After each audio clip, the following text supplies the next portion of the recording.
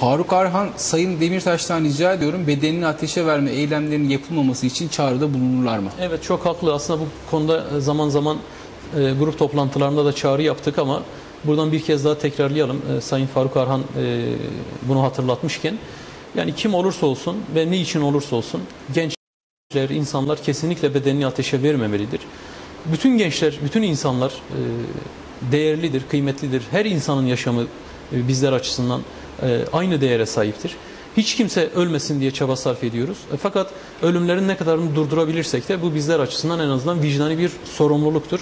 Gençler de Türkiye'de olup bitenler konusunda kendi bedenlerini yakarak protesto eylemleri gerçekleştirirken bilsinler ki evet, çok büyük bir eylem ortaya koyuyorlar. Herkesin gerçekten de hani düşününce tüylerini ürperten bir eylem yapıyorlar. Fakat bizim asla tasvip etmediğimiz, desteklemediğimiz bir eylem türüdür.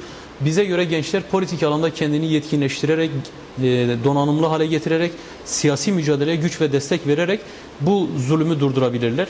Kendini yakma eylemleri BDP olarak asla arkasında durmadığımız, desteklemediğimiz eylemlerdir. Bunu burada açıkça ifade ediyorum.